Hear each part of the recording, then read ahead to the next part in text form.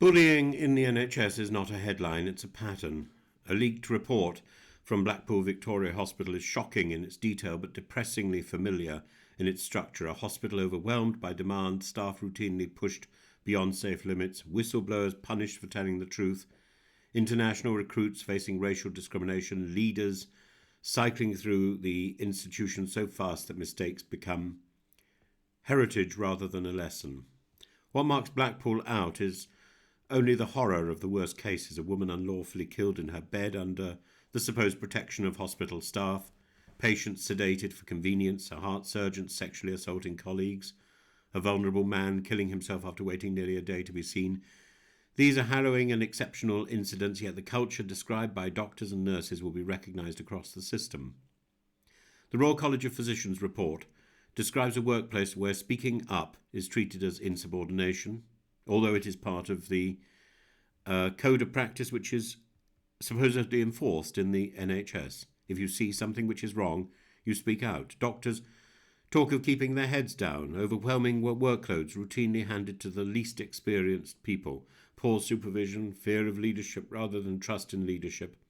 It shouldn't surprise anyone that patient safety is compromised when those responsible for raising concerns are silenced or victimised. There's also a stark moral dimension. When a nurse boasts of sedating someone to within an inch of their life so that the shift will pass more easily, something deeper is broken.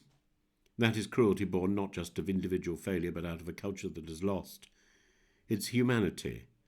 And behind this lie national failings, chronic understaffing, relentless pressure on emergency and acute services, and a funding model that punishes hospitals serving the poorest communities. Blackpool suffers from severe deprivation. People are sicker and die younger than elsewhere. Primary care is threadbare, so more people end up in hospital. The same pattern exists in Hull, Birmingham, parts of the North East and the Welsh Valleys. The worst health outcomes and the worst hospital ratings map directly onto England's most neglected towns. Professionals with options often choose not to work in environments where the strain is constant and the reputational risk high, so the cycle tightens. Bullying thrives in unsafe systems. It is easier to blame the frightened trainee than to admit the rota is dangerous, easier to isolate the overseas doctor who asks for support than to confront one's own prejudices. A culture of silence becomes a coping mechanism for those trying to survive. The result is that those who attempt to protect patients become targets themselves, and the whistleblower stuck, just think of this, a whistleblower stuck in the corridor of that sort of misery, often bullied, himself or herself, often threatened with legal action. It is real. People lose careers and mental health simply for telling the truth in the NHS. There's also the legal imperative. The Health and Safety at Work Act and the Equality Act make clear that employees have a duty, or employers have a duty to protect staff from harassment, discrimination and unsafe conditions, and employees have a duty to speak out. Where managers themselves are the perpetrators, organisations are liable. That's the right principle. A hospital cannot claim to care for patients if it cannot care for its workers. I've spoken to so many people who are involved in this whistleblowing process, and they are stuck in a rut. Blackpool's leadership claims progress. New consultants hired, improved training, better mechanisms to raise concerns. These are welcome steps, but change must be cultural as well as procedural.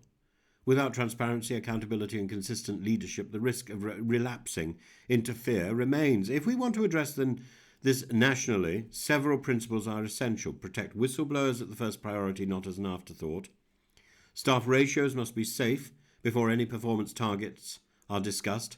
Hospitals serving areas of deep poverty require more resources, not the same resources stretched further. Leadership must be stable, credible and visible on the wards, not insulated in boardrooms. And racial discrimination must be treated as a patient safety issue because that is what it is. We should never forget the moral heart of the NHS. Care offered without fear or favour. Bullying is the direct inversion of that ethos. It corrodes clinical judgment, compassion and trust. The truth emerging from Blackpool is that people were afraid to ask for help while responsible for the sickest patients. That is the point where a health service stops being safe. The public expects scandal to bring transformation. Too often it brings just another report.